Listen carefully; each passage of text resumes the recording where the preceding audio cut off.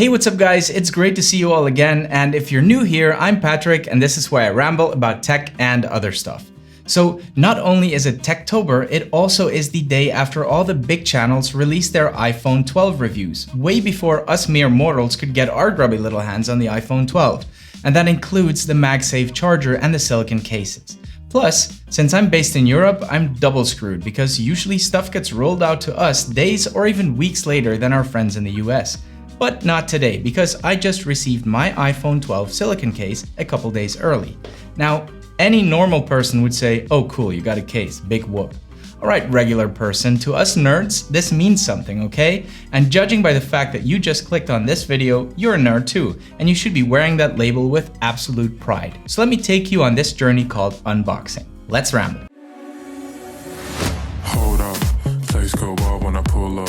They all on me like it wants. So the box itself is what we have come to expect from Apple, which means it is white, sleek, no frills, but oh so beautiful. On the front, you will see the design of the case, and it tells you that it is in fact the Magsafe Silicone Case, which is obviously important if you're planning to use the Magsafe Charger, which most of us probably are, as that is not going to work through any regular silicone case. On the back, we have the little pull tab, which I like because it's a lot better for the environment than wrapping the entire thing in plastic. By the way, can I just throw something out there before we continue? And let me know in the comments how you feel about this. Apple tells us they're not including a charger with the iPhone 12 for the environment, but if you really want to save the planet, give us USB-C. Literally everything else charges via USB-C these days, and we all have plenty of those already. Anyway, thank you for letting me get that off my chest. So let's pull the tab and open this box. On the inside, there is some documentation, which I feel pretty confident skipping because it's a case, not a nuclear device. And now we get to the part that Apple really has down to a T, which is the unwrapping experience. For some reason, there is nothing more satisfying than pulling the cover off of a virgin piece of Apple tech, even if it's just a case.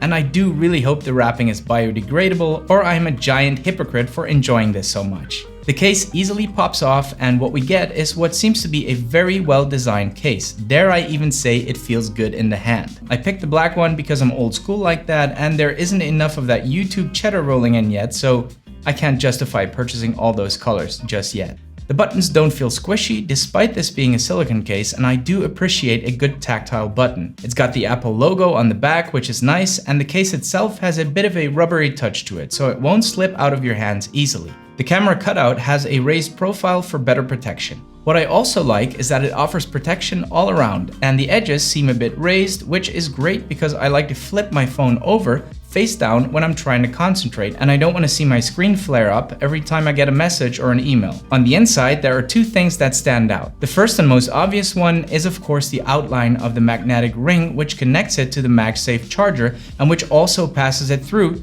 to the actual phone. And to me, this is the only reason I've ordered the Magsafe Charger, as this case can stay on at all times. I'm working at my desk most of the day and I have to grab my phone all the time, so I really hate having it tethered to a cable, which is why I keep a wireless charging pad on my desk. But that does mean that I have to take my phone in and out of the case several times a day. With this new case, I can leave it in and charge it like that, and I do think that really adds value to the user experience of the new iPhones. And of course, it also opens up a ton of possibilities for accessories, whether it's from Apple, like this little wallet that snaps onto the back, or a third party. I don't have a Magsafe charger with me yet, but I did hear that the magnet is strong but not that strong, so one of the potential use cases I had in mind, which is using it as a car charger, probably won't work as it will come off the charger with every speed bump. Maybe, hopefully, third-party producers can come up with a solution that includes a stronger magnet so I can mount it to the vent in my car. The second thing I like very much about the inside of this case is that it has a very soft lining.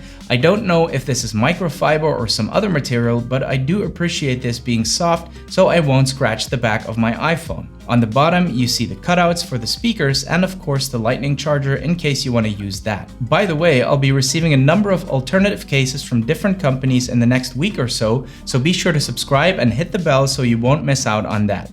I'll keep you updated as the rest of my order trickles in, and hopefully soon I'll be reviewing the iPhone 12 first and then the iPhone 12 Pro Max once it drops here in November. Thank you so much for watching and see you in the next one.